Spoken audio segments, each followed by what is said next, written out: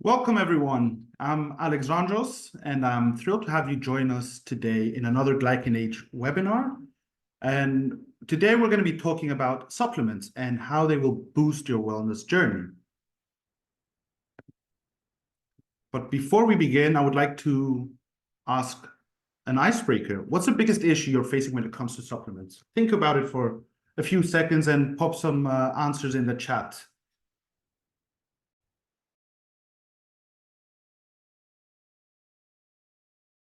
Quality control is one. Yes.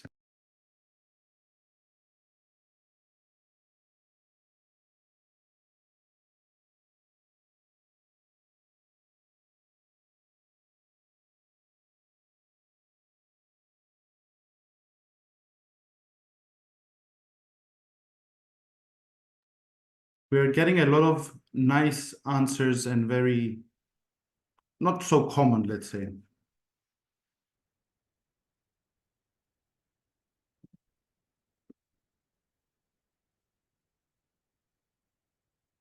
Okay, so today we're going to be discussing why supplements matter, different types of supplements. We have a great honor to have with us Dr. Nichola Conlon from Nuchido, and also we're going to be talking about how we measure the impact of supplements, as well as having some time for some Q&A. We will also share some case studies of how other people use supplements and Glycan Age together to see the impact this has on their body. A key question to always ask is why supplements matter. Well, supplements play a vital role in modern health and wellness. They offer a convenient way to bridge nutritional gaps, support overall well-being, and cater to individual health goals. Now, understanding why supplements matter can empower individuals to make, number one, informed choices about their health regimen, fill dietary deficiencies, and provide essential nutrients that may be lacking in the body. They can also boost immunity, support organ function, and promote overall health and vitality. Supplements also offer specific benefits such as cognitive enhancement, joint support, or energy boost based on individual needs. Why are supplements interesting is that they are very easy to incorporate in daily routines, and they offer a practical way to enhance health without major lifestyle changes. But a key reminder is consulting a healthcare provider before starting a supplement regimen is always necessary for a safe and personalized use.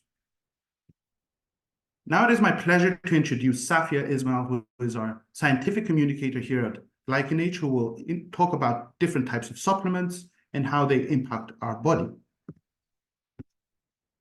Thank you very much, Alex, and welcome everyone to this webinar. So as you guys have shown in the comments, there are various supplements that exist with overlapping benefits, and it can be very, very difficult and challenging to ascertain which ones to go for. So for simplicity, we have chosen to discuss a few supplements in the following 5 categories. So we have essential supplements, which are often taken when specific vitamins and minerals can't be obtained through your diet, for example, due to having a chronic illness such as ulcerative colitis. We have longevity supplements, which focus on enhancing lifespan through reducing cellular damage, which is often caused by oxidative stress, as well as possessing anti-inflammatory properties. We have supplements that enhance mental performance by reducing stress-related outcomes and promoting mental clarity. We also have supplements that enhance physical performance, and these are designed to enhance various aspects of your athletic training or exercise and support your overall physical well-being. And finally, we have sleep enhancement supplements, which are designed to promote relaxation and improve your sleep quality. So beginning with our essential supplements, we have omega-3. And this is a type of polyunsaturated fatty acid, which can be obtained through the consumption of fish and nuts, for example, chia seeds and flax seeds. Now, omega-3 is important for supporting physiological roles such as cardiovascular health and brain health, for example, synapse formation, which are the ends of your neurons where communication takes place. And its deficiency has been linked to inflammation, depression, as well as joint pain. Now, omega-3 can influence various signaling pathways, but they have been found to modulate cellular signaling events, membrane protein function, as well as gene expression. And clinical trials have found that omega-3 can help reduce the risk of cardiovascular disease, improve the symptoms associated with depression, reduce oxidative stress, as well as reduce inflammation. Up next, we have vitamin D, which is a fat-soluble vitamin obtained through sunlight exposure, as well as certain foods, which include salmon, trout, and mushrooms. Now, vitamin D is essential for calcium homeostasis. It also supports cell growth, bone growth, as well as remodeling. And its deficiency can be linked to osteomalacia, which is the weakening of the bones. Now, vitamin D acts by binding to a receptor in the body known as the vitamin D receptor, which is found across various cell types. And this binding regulates the expressions of hundreds of genes, influencing various bodily functions, including calcium absorption in the gut, maintenance of bone health, the modulation of the immune system, and so on. And research has found that vitamin D can help reduce the risk of diabetes as well as hypertension, as well as possessing anti-inflammatory benefits through the reduction of oxidative stress. Up next in this category, we have selenium, which is often unspoken about, but it's actually a mineral that's needed in very small amounts in the body for normal physiological function. It's present across various foods, including Brazil nuts, seafoods, as well as organ meats. Now, selenium is a constituent in over 24 selenoproteins that play crucial roles in reproduction, thyroid hormone metabolism, DNA synthesis, and provides protection from oxidative damage as well as infection. Now, its deficiency has been associated with male infertility and might play a role in cardiomyopathy and Ketchenbeck disease, which is a type of osteoarthritis. And selenium is known to act as a cofactor for the antioxidant enzyme glutathione peroxidase and helps minimize oxidative damage through cellular metabolism. And research has found that selenium can help reduce the risk of cardiovascular disease, anxiety. It can also help improve cholesterol levels and reduce triglyceride levels, and also has antioxidant properties. And finally, in this category, we have magnesium, which is a very vital cofactor in almost over 300 enzymatic reactions that take place within the body, making it essential for numerous physiological processes. In particular, magnesium can support protein synthesis, both muscle and nerve formation, as well as blood pressure and glucose control. And its deficiency has been associated with fatigue, weakness, loss of appetite, and nausea and vomiting in very severe cases. Now, its deficiency is thought to come about due to its poor bioavailability from foods, with only roughly 30 to 40% of what's ingested being actually absorbed by the body. This goes without saying that there are at least 11 forms of magnesium that exist, some of which have been associated with very clear benefits, such as magnesium glycinate improving sleep, magnesium L-threonate enhancing cognitive function, and magnesium taurate supporting cardiovascular function. And clinical trials have demonstrated that magnesium can help improve glycemic control, reduce blood pressure, and the risk of cardiovascular disease, as well as having anti-inflammatory properties. Now, up in our next category, which is the longevity supplements, we have berberine, which is an alkaloid that is found in barks, leaves, twigs, roots, or the stems of various plants, such as barberry, Oregon grape, and tree turmeric. Now, berberine is known for the regulation of multiple signaling pathways within the body, including the SIRT1 signaling pathway, which is thought to be one of the candidate molecules for promoting healthy aging. And research has shown that berberine can help improve glycemic control, reduce total cholesterol and triglyceride levels, reduce blood pressure, and improve hormonal balance in individuals with PCOS. Up next, we have coenzyme Q10, which is also known as CoQ10. And this is a lipid-soluble vitamin-like coenzyme that is synthesized within the body. It can also be found in whole grains, as well as oily fish such as salmon and tuna, and organ meats such as the liver. It plays a crucial role in the production of ATP in the mitochondria and can neutralize free radicals and lipid structures. Research has therefore shown that coenzyme Q10 can help reduce inflammation, reduce cholesterol and triglyceride levels, improve glycemic control, as well as having antioxidant effects.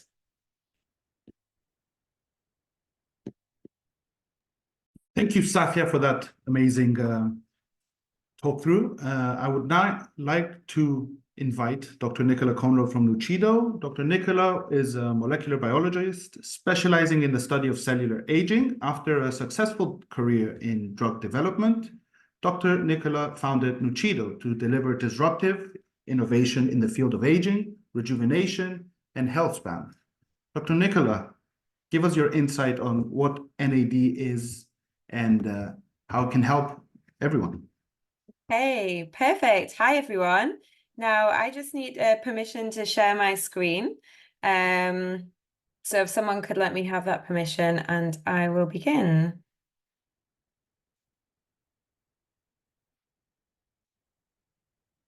Someone could do it. That would be great. Just give me a second. No worries.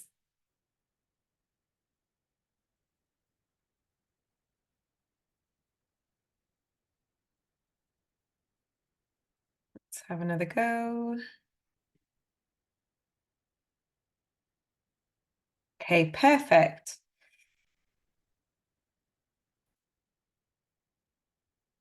Excellent. Does that look good, Alex? Super. Yeah, all good. All good. Great. Okay. So thank you so much for inviting me to this webinar. Thank you everyone for joining. So basically I am a scientist and I specialize in the science of cellular aging. So what is it exactly that goes wrong at the cellular level to drive everything that we experience as the aging process on the outside? Now, my background is not actually in supplements. It's actually in drug development, where my role was to look at developing drugs that were designed to slow our rate of cellular aging. And this is because we know that our age is our biggest risk factor for pretty much every single disease that drug development labs are trying to tackle. Now, the reason I actually left the world of drug development was because there were a couple of things that really frustrated me. The first was how long it is going to take to get any of this science to actual people that can benefit from it. And the second thing that frustrated me was actually we would send away hundreds of different molecules to be tested in labs. And often ones that worked really, really well were not your typical drug molecules. They were actually natural molecules that were already known to be regulated and safe as supplements. So for me, this was frustrating because unfortunately, a drugs company does not want to put a lot of money in investing in sort of putting the research behind these molecules because they can't patent and own them. So this is why I went on to leave and I founded Nuchido Laboratories, where our mission is how do we take all this latest science in the field of aging research and actually give those other molecules that research that they deserve and turn them into science-backed consumer products that everyone can actually benefit from.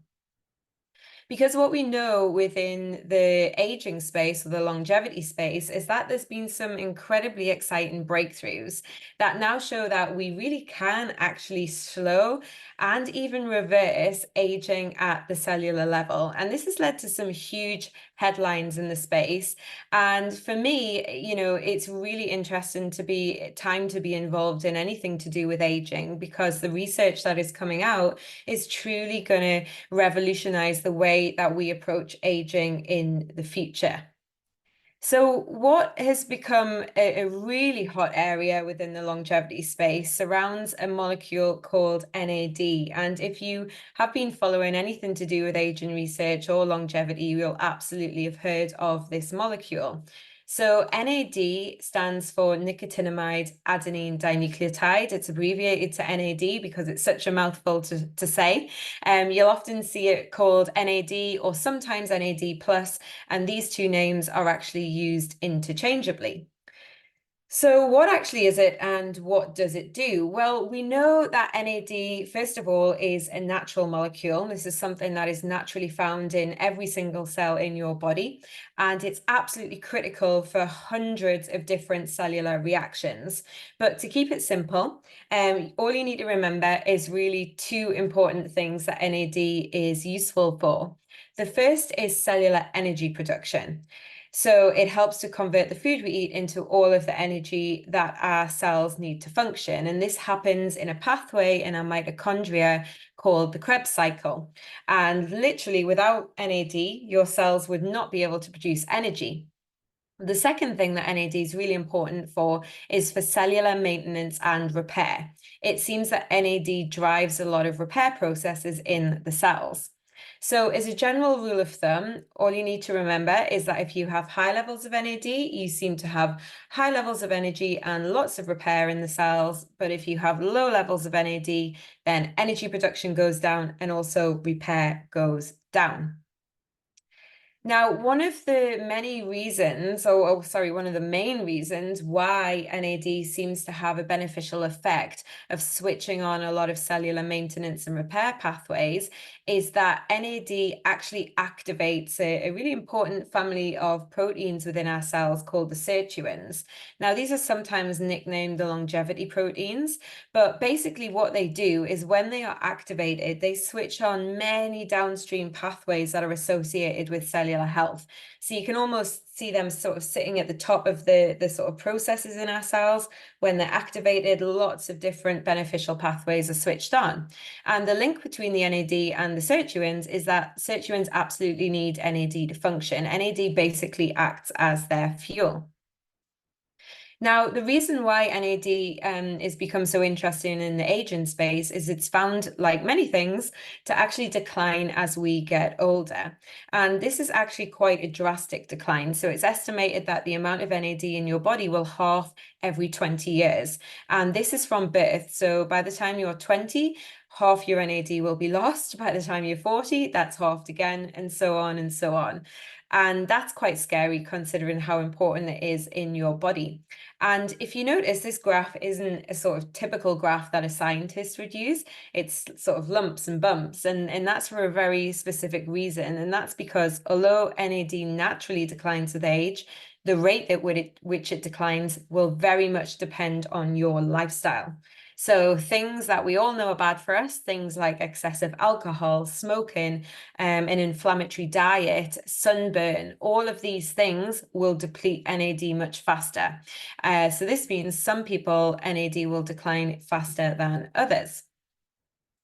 So scientists said, okay, if we've got this NAD molecule, it's really important for all of these critical cellular functions and making sure our cells are in good health, then why don't we just not let it decrease? Why don't we keep it high as we get older? Or in another way, can we top NAD up in people where it has already declined? You know, would this help with cellular health? Would it help to switch back on some of these important pathways in our cells? And to cut a very long story short, the answer is yes. And there are now hundreds, if not thousands, of different peer-reviewed research papers demonstrating in cells, in animals, and now in humans that if you can restore cellular NAD levels, it leads to improved all-round health span. So basically, that is the health, and not only the cellular health, but the health of the entire organism. In terms of if you have your lifespan, which is just the number of years you'll live, your health span is the proportion of this lifespan you'll live in good health. So what does this actually look like? Well, at a cellular level, what we see when you boost NAD is we see better energy production from our mitochondria. We see repair of damage in the cells, repair of damaged proteins, and also things like damaged DNA. At a more whole body level, we start to see improvements in things like muscle function, insulin sensitivity, cardiovascular function. And it always sounds too good to be true that how can NAD influence such a wide range of things in the body? But as I've just mentioned, it's in every cell. It's important for such critical functions that when it declines, it causes chaos across the body. But also when you boost it, it has a benefit across the whole body as well. So a key question is, well, how on earth do you boost NAD and reap all of these benefits? Well, there's a couple of things. One way that people have started to really look at boosting NAD is to use things like NAD IVs or NAD injections. These have become very common, but unfortunately, there's not very much good science behind them. And that is because there's a couple of issues with the pure NAD molecule itself. What we know is NAD is an unstable molecule. So that means it doesn't survive well outside of the body. And this means you can't just put it in pure NAD in capsules and swallow it. The second issue is that NAD is also a large molecule. So it means that it struggles to actually get into the cells. So even if you inject it or if you put it in an IV infusion, it sits in the blood, but then it can't actually get into the cells where it needs to perform its function, because this is where the mitochondria are. This is where the DNA is that it interacts with. This is where the sirtuins are. So that's an important point, as a lot of these sort of therapies have been popping up. And another way that you can boost your NAD is to use precursors. Now, again, if you've heard of NAD, you will definitely have heard of precursors. These are supplements such as NR or NMN. And essentially what these are the raw materials that the body uses to make NAD. The idea sort of being that if NAD is declined in the body, then why don't you give the body some of the raw material that it needs to make more NAD? But actually, what we now know is there's a fundamental flaw with these types of supplements because they don't address the root causes of NAD decline. And actually, there's some evidence coming out now that they may cause further problems, such as methylation problems, and inadvertently be driving inflammation. And I'm going to explain why in a couple of slides.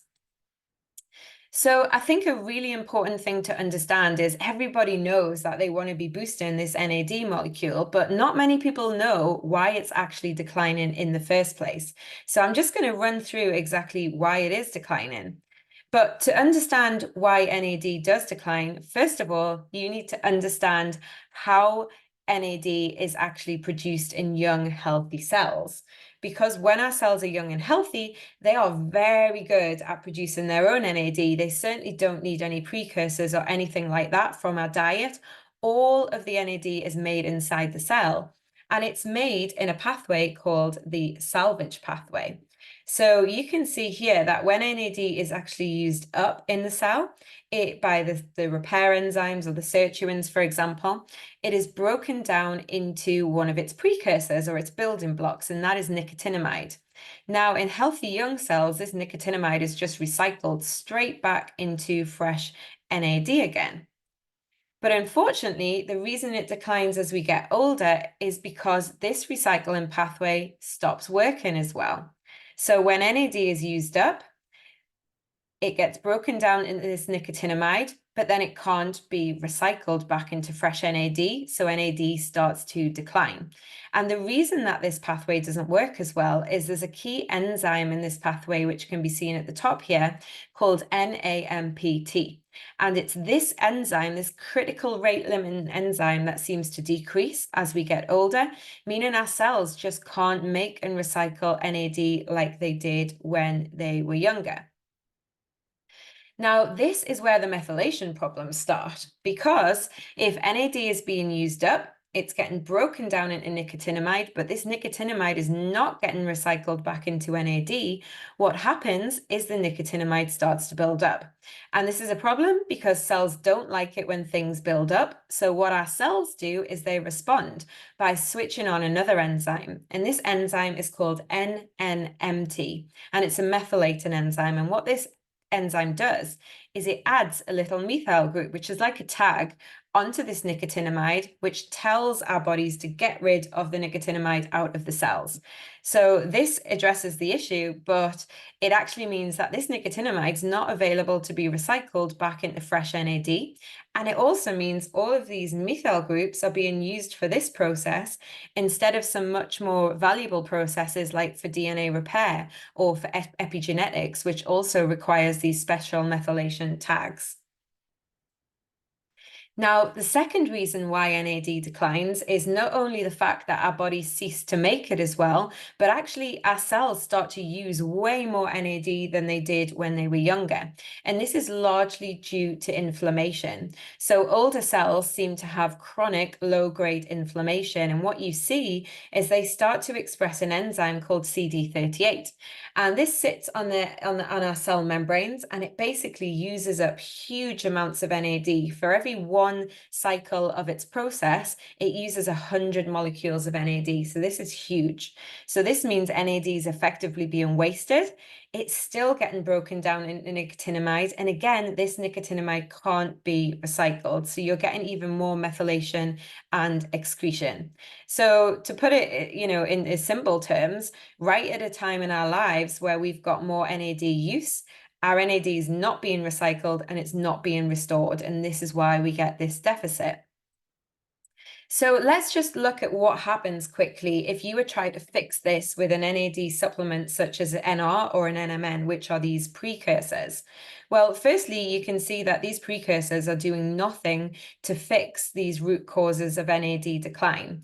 And actually, this is where it's now being found, and scientific evidence is coming out that they may be actually causing problems in the cell. For example, if you give a precursor and it gets turned into NAD in the cell, but you don't inhibit CD38, what happens is CD38 has a high affinity for NAD. So basically what this means in simple terms is it will grab onto any NAD before any of the useful processes like DNA repair or the sirtuins even get a look in.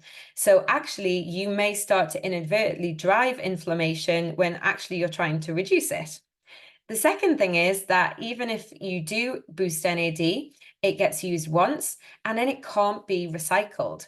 So again, you start to get a buildup of nicotinamide, and this means it has to be methylated. And this is why if you do take things like NR or NMN, you'll often hear people say, oh, if you take them, you need to take a methyl donor supplement like trimethylglycine or something like that to prevent this methylation issue.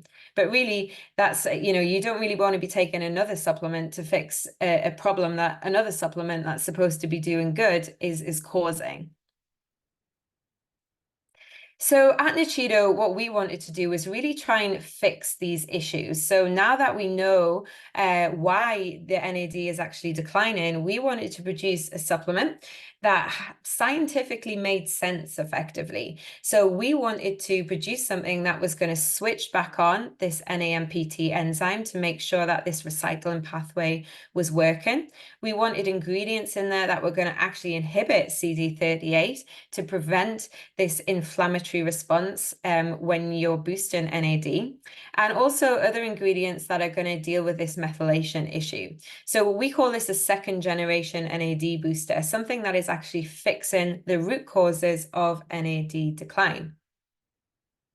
Now, as I'm a scientist, we were looking at that question that was asked at the start about, what issues do people have with supplements? What are the common complaints or questions? And something that was coming up all the time was efficacy. How do we know this works? How do we trust it? How do we, know that the ingredients that we're taking in supplements are actually doing something? So as a scientist, I was very passionate about doing a full clinical trial to prove that this supplement actually works.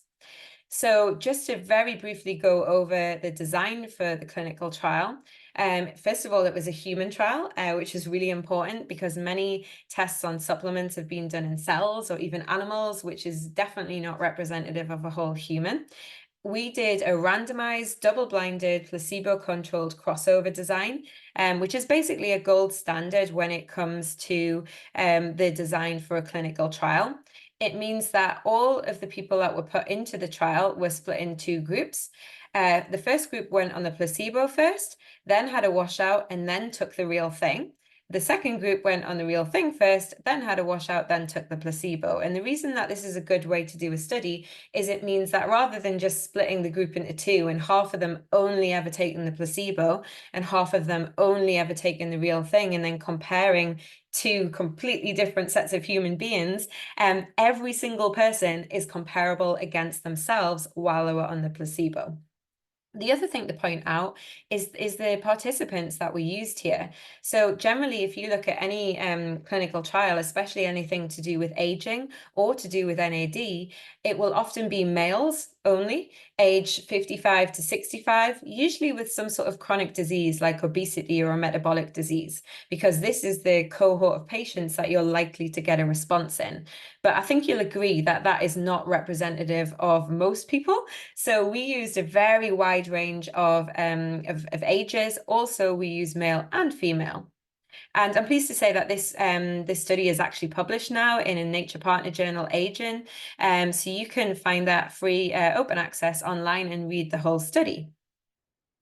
But for now, I'm just going to go through a couple of highlights.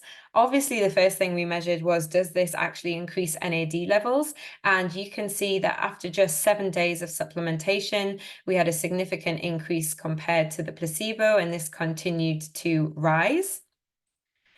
We also looked at, are we actually fixing the root cause of NAD decline?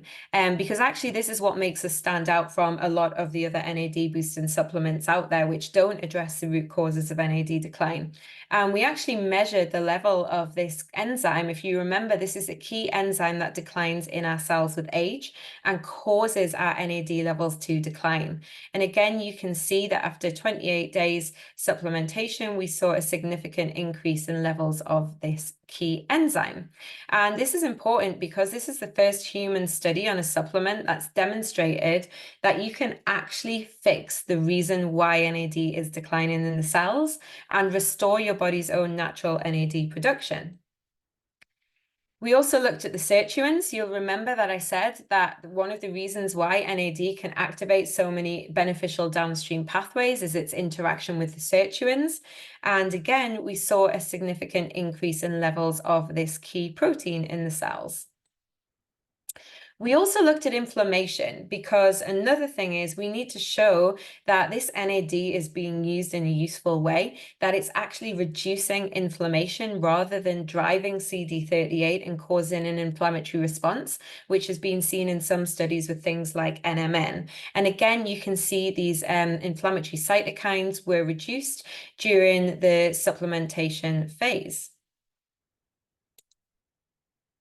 Another biomarker of aging is something called glycation.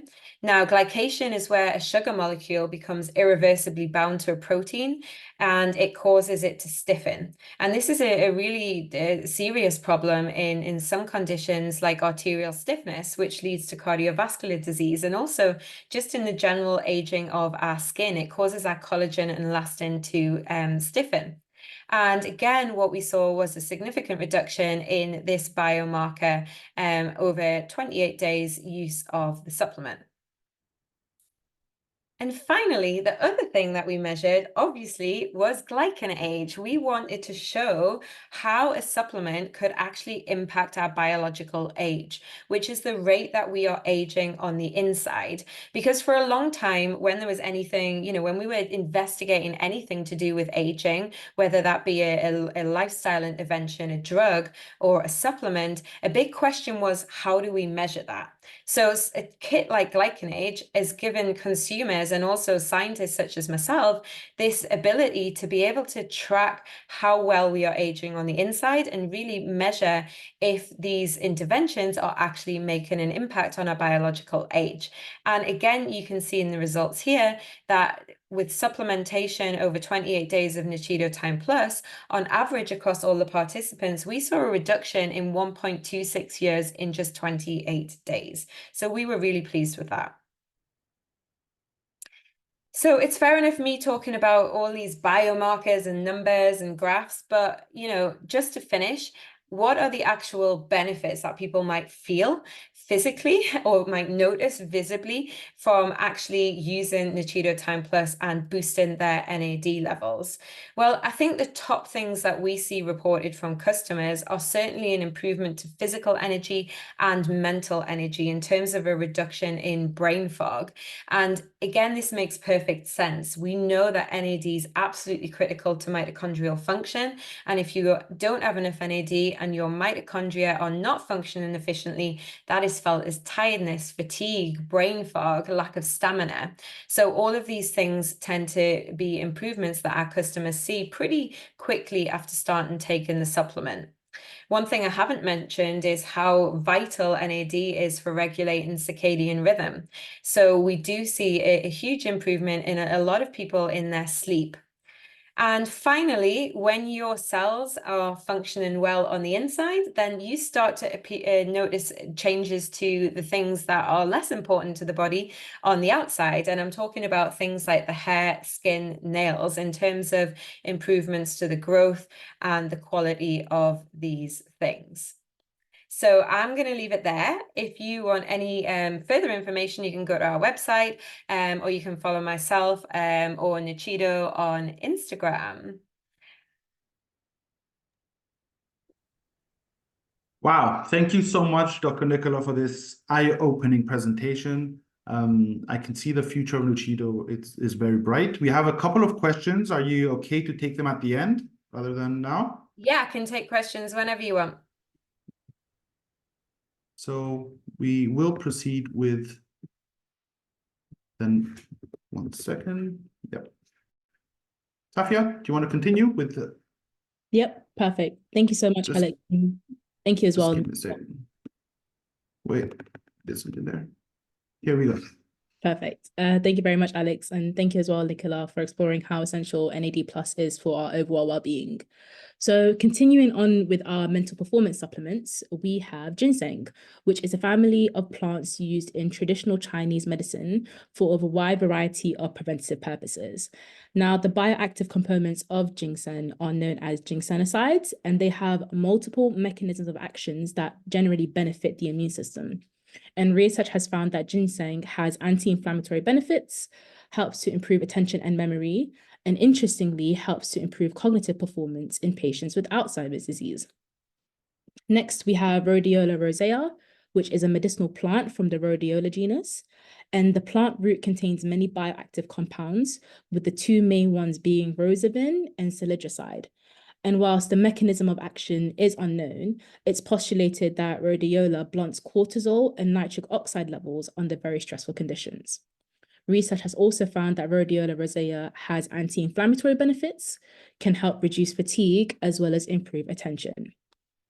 Up next, we have ashwagandha, which is a popular herb used in traditional Indian medicine. And the roots of this adaptogen are often used for its anti-anxiety and stress-relieving effects. It also contains several active compounds such as alkaloids, flavonoids, and so on. And it's been hypothesized that ashwagandha affects cortisol levels by influencing the hypothalamic pituitary adrenal axis. Clinical trials have also found that ashwagandha can help reduce anxiety, improve sleep, as well as reduce stress. Now, onto our physical performance supplements. We have creatinine, which is an organic molecule that is produced in the liver, in the kidneys, as well as the pancreas from the amino acids arginine, glycine, and methionine. It's commonly found in fish and meats, but supplements are used to increase the intramuscular creatinine stores by roughly 30% due to its poor bioavailability from food. And creatinine's mechanism of action is through storing high energy phosphate groups in the form of phosphocreatinine. And these phosphate groups are used to donate and regenerate ADP back into ATP, which is the body's primary energy carrier. Research has also found that creatinine can help increase upper and lower body strength by increasing lean tissue mass and can help reduce body fat percentage. Up next, we have beta-alanine, which is a non-proteinogenic amino acid synthesized in the liver. And it can be found in small quantities through animal-based foods such as beef and poultry. And beta-alanine is known as a rate-limiting precursor to kerosene synthesis. This is basically a very fancy way of saying that without enough beta-alanine, you effectively struggle to make enough kerosene in the body. And because of this, beta-alanine is known to increase kerosene levels in the skeletal muscles. Beta-alanine is also used to buffer exercise-induced acidosis, which leads to muscle fatigues during workouts. And clinical trials have shown that beta-alanine is useful for reducing fatigue and reducing oxidative stress. And it's also found to improve performance in mid to short duration, high intensity exercises. Up next, we have urolithin A, which is a gut microbiome derived postbiotic metabolite. And it can be found in pomegranates, berries, as well as walnuts. And urolithin A engages various mechanisms, including activating the NRF2 antioxidant pathway, and can also upregulate the expression of various antioxidant enzymes, such as glutathione peroxidase and superoxide dimutase, thereby enhancing cellular antioxidant defense capacity. Research has also shown that urolithin A is useful for its anti-inflammatory benefits, improving muscle strength as well as muscle endurance, and as well enhancing mitochondrial health via urolithin A, removing defective mitochondria that actually accumulates with advancing age. And onto our final category, we have sleep enhancements. we begin with chamomile, which is a daisy-like medicinal plant that contains various terpenoids and flavonoids, and it's used as an antioxidant and anti-inflammatory herb. Now, apigenin is a flavonoid that's found in chamomile and can bind to benzodiazepine receptors, and this increases the activity of GABA-A receptors, which in turn favor sleep. And research has shown that chamomile is useful for reducing anxiety, improving sleep quality, as well as improving the symptoms of depression. And finally, we have melatonin, which is a neurohormone that is secreted by the pineal gland in the brain, and it regulates the sleep-wake cycle. It can be found in seeds or animal products, such as eggs and fish, as well as plants such as mushrooms and legumes. And it goes without saying that a healthy sleep is imperative for leading a long and healthy life, with irregular sleeping patterns being associated with health problems such as obesity, high cholesterol, and diabetes. Melatonin can help set the stage for sleep by binding to specific receptors in the brain, known as MT1 and MT2 receptors, which play the roles in reducing nerve activity and decreasing dopamine levels, which is the neurotransmitter that helps you stay awake. In fact, melatonin is suggested for individuals who are jet-lagged due to traveling. And clinical trials have shown that melatonin is useful for improving sleep quality, reducing insomnia symptoms, and having antioxidant effects.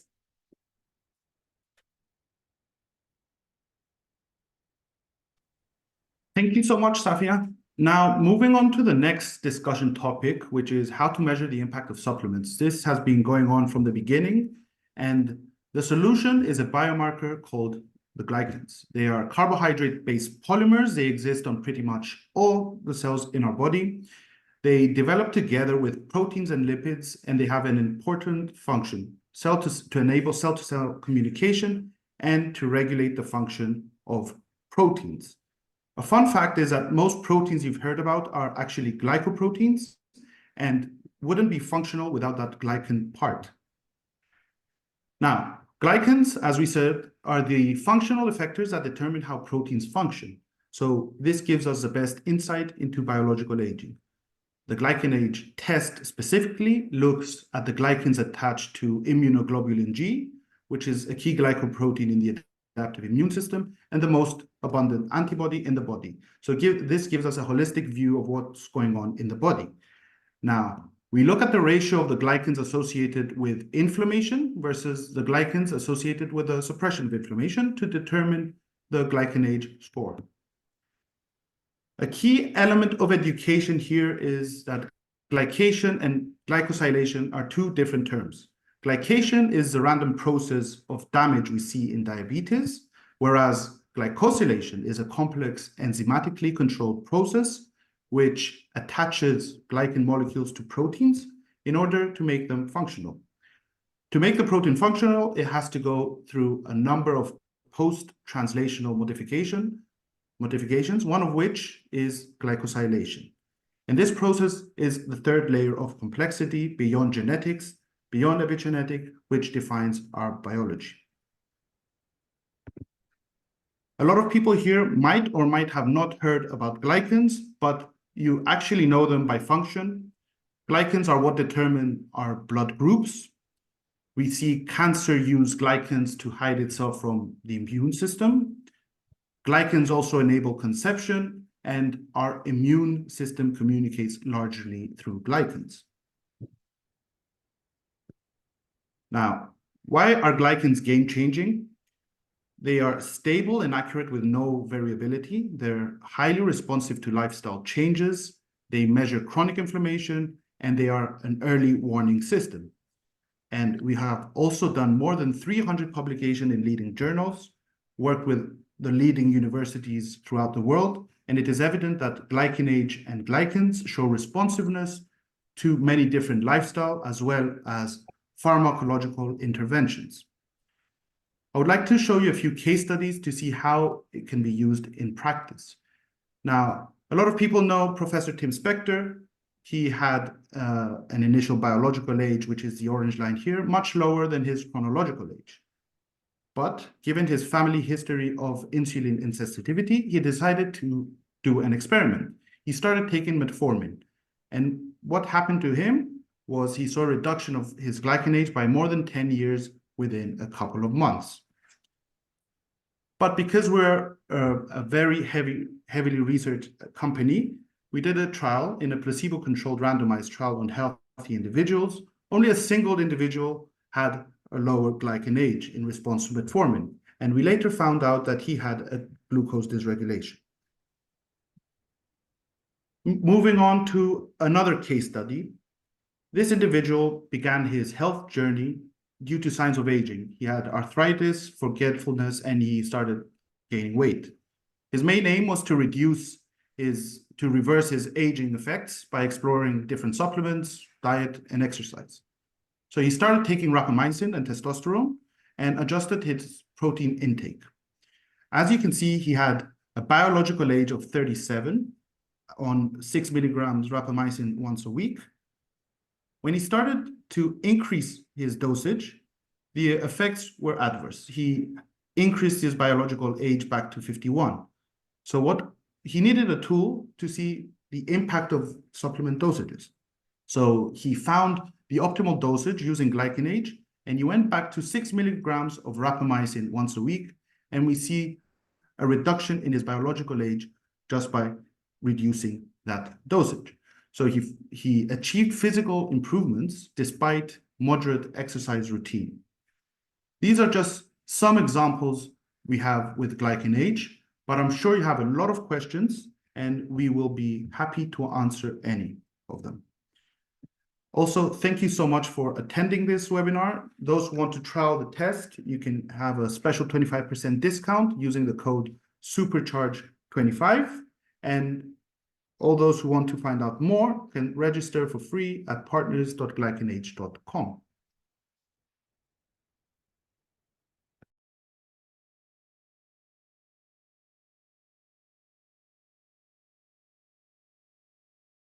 So we have a number of NAD questions. Does NAD address cell hydration? Not directly. NAD is very involved in a lot of aspects of cell health, but cell hydration wouldn't be one of the things that is kind of, the first thing that springs to mind. So I would certainly be suggesting other things for cell hydration than NAD. Why do patients feel better after IV NAD?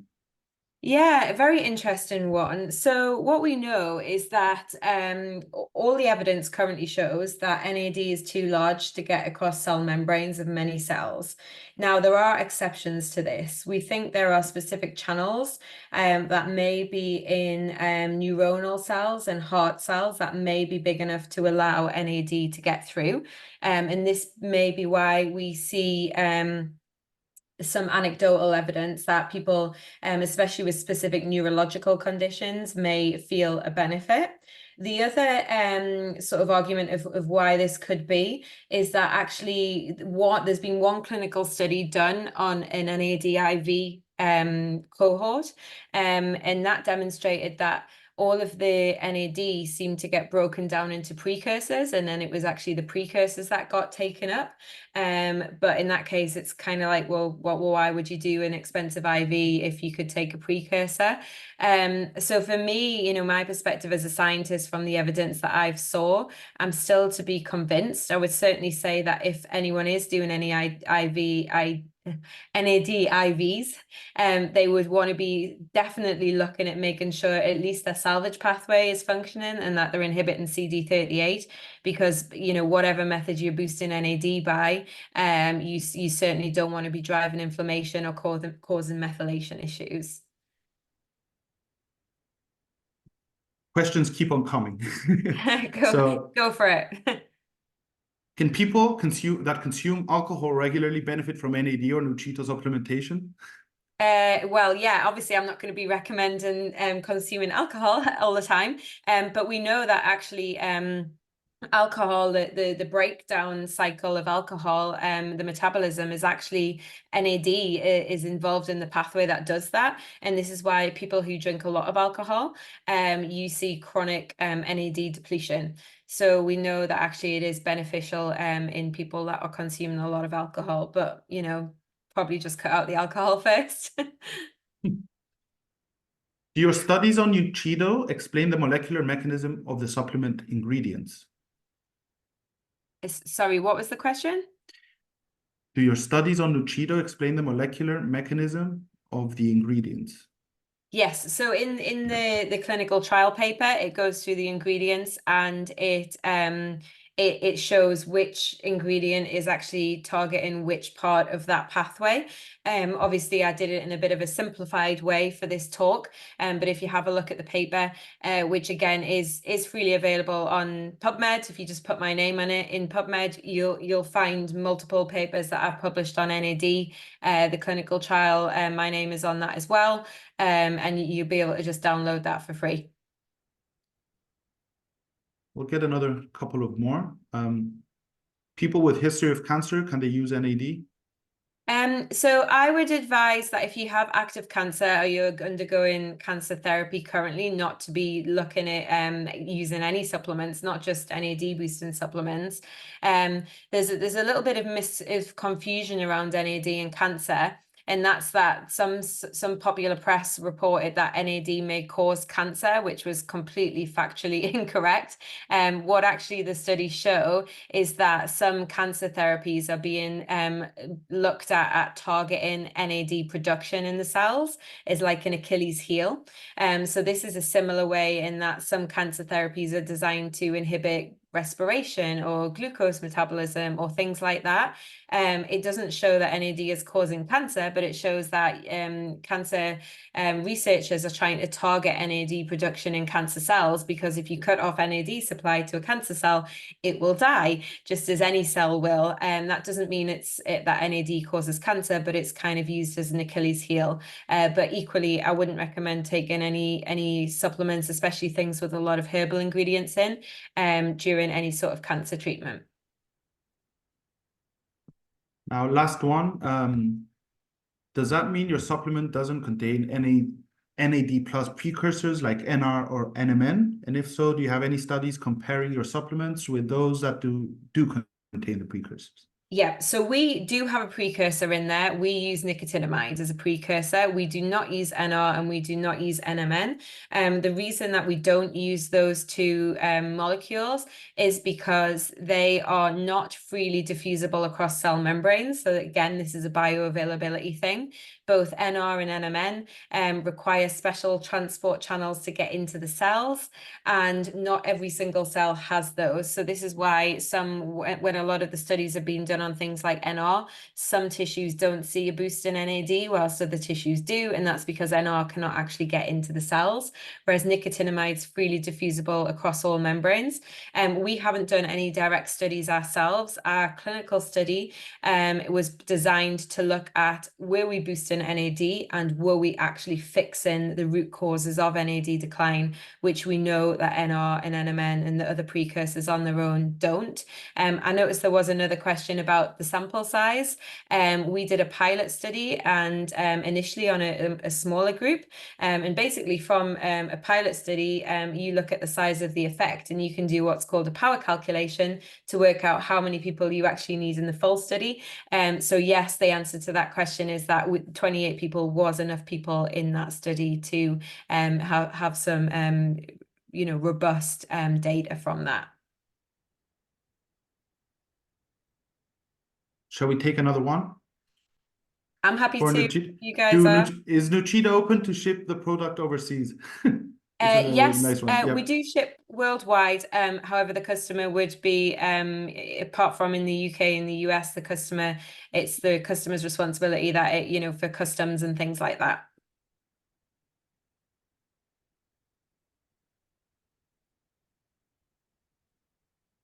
Is NAD also a precursor for the antioxidant glutathione? It's not a precursor, but there is a relationship between some of the pathways that are involved in glutathione and NAD. A lot of things are sort of interlinked in the cell, but looking at NAD and glutathione, they are things that are synergistic. I think that was it. Or no, one more. Would NAD help someone who is on diabetes, high cholesterol, and high blood pressure medication? So studies show, obviously we're a supplement, so we don't, you know, promote treating disease or anything like that. But studies that have been looking at boosting NAD in people with metabolic dysfunction have shown some promise. We certainly know in people that have things like obesity, diabetes, that they seem to have chronically low NAD levels. So this is a really interesting area of research that's ongoing.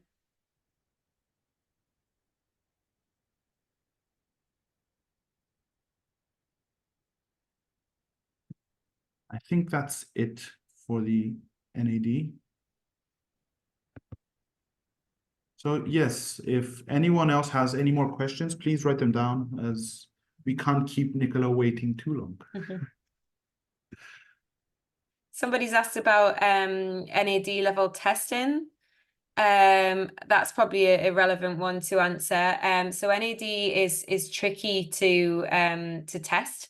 It's a very unstable molecule, as I mentioned, and that means that you can't like with glycan, where you'll take a finger prick blood test and put it on a card and send it off, and the results are stable and the blood is stable. NAD is very, very different in that as soon as that blood sample is taken, it has to be processed immediately, or frozen immediately. And that means that whilst there are sort of consumer testing kits popping up that claim that they can test NAD, I've had meetings with many of them, and they've yet to convince me that they've found a way to stabilize the NAD in the post. And certainly in the trials that we did, the labs that did the trials for us, they literally had to have the participants in one room and the blood processing in another room. And that is why I personally would recommend a testing kit like glycan. It is an alternative way to look at if the supplement is having an impact on cellular health. Because yes, it's good to measure your NAD levels, but also what you want to see is what impact is this actually having on my biological age, which is a great predictor of future health. Another question for Sebastian, who is one of our specialists here at Glycan. I have a client that has been struggling with sleep for years, has been on medication to help sleep, regular alcohol consumption. What would you suggest? Well, first, hello everyone. Yes, Nichola, please do. Then I can do after you. oh, hello. Yeah, so suggest for me, if they haven't tried Nuchido, we've actually done a study that hasn't been published yet, but looking at sleep function, and we saw a huge improvement to sleep. So we know NAD is very important in circadian rhythm. As NAD levels go down, we know the circadian rhythm becomes less pronounced. And actually, if you can boost NAD levels, the circadian rhythm becomes stronger and it promotes better sleep cycles. So NAD is something that is useful in sleep as well. Over to you, Sebastian. Thank you, Nichola. Regarding alcohol, it really, maybe it is the most potent sleep disruptor there is. So even every one of you can test even one drink later in the afternoon or in the evening will significantly diminish the REM phase and deep sleep phase. So always, like before, the alcohol consumption should be avoided as much as possible.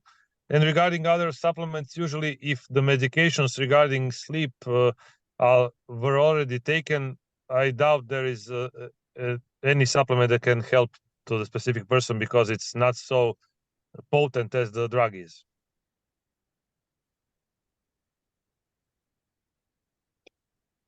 Another question. Do you have lifestyle or diet tips to make the supplements work better? Interesting. Is that for me or for both of us? Let's for both of you do first. First of all, I think if I'm just going to specifically talk about NAD, as mentioned, lifestyle plays a big impact on NAD levels. So you can take all the Nuchido Time Plus you want, but if you have a terrible lifestyle, it's really that you should be looking at first before investing in supplements. You should be looking at diet. You should be looking at alcohol consumption, smoking, things like that. They massively deplete NAD. So if you could fix one of those things and take an NAD supplement, you're definitely going to get a maximum benefit from that. Yes, fully agree. What I would like to suggest to the person who asked this, please Google lifestyle pyramid and you will see the lifestyle, meaning 4 pillars of lifestyle, including sleep, stress management, nutrition, and physical activity, is like the basis of a pyramid.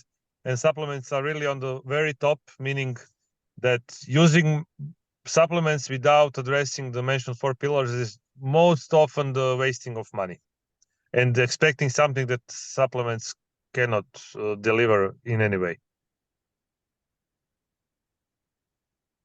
Another one here, I take multivitamin B12 and omega every day. I also take vitamin D prescribed by my doctor once a week.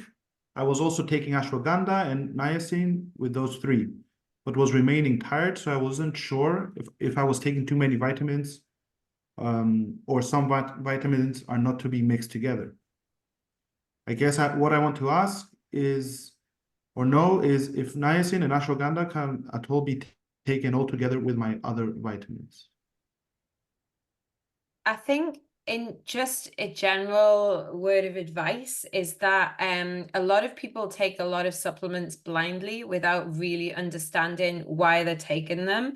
I certainly, see a lot of people where they'll say, oh, I take, B12 and I take this and I take that. And I'm like, do you take B12 because you're deficient in B12 or are you just taking it because you think you need to take it? And actually, I would really recommend doing some sort of blood testing that actually just measures some baseline levels of really common vitamins and minerals, looking at things like B12, folate, vitamin D, some of the minerals and things, looking at iron, because it could be something like folate that you may be deficient in that is making you tired. And it could be something simple, like topping up on methylfolate that could help. But if you don't test, you don't really know what's specifically causing it. So getting some baseline level blood testing done is always a good idea. Yes, I also fully agree. Of course, I would say from that list, vitamin D is the most deficient vitamin in the modern lifestyle. So that one is probably not a problematic one. But as Nichola said, especially B vitamins in big doses can present some adverse effects. And also we can see very often in glycan age 2 that people that are having too strong supplement list or too wide supplements list from some other reason are having elevated glycan age, meaning the chronic stress is elevated, chronic inflammation. So yes, in supplements, very often less is more, but if, as Nichola said, if you don't test it, you don't know what you are doing. So invest in some good blood work, and then you will see, especially regarding vitamins and minerals, what you lack, and then there is a full reason to supplement what is not in optimal levels, and then the supplements will fulfill its purpose. I think that about covers everything. If anyone else has any questions, they can definitely email us and we'll get back to them as soon as possible. Once again, thank you everyone for being here, for attending this eye-opening presentation webinar. And Dr. Nichola, thank you so much for being part of all this. Thank you. And also Sebastian for supporting us in these questions. Thank you so much, everyone. Also from my side, thank you very much. Very interesting webinar, and I hope we managed to clear some answers for all the audience. And also let's thank Safia as well for doing an amazing job talking through the whole supplements. Thank you very much, Alex, and thank you very much for everyone that was asking the questions. And again, I extend my thanks to Nichola and Sebastian, especially for helping out with the Q&A. All right, guys. See you next time. Take Bye. care. Bye-bye.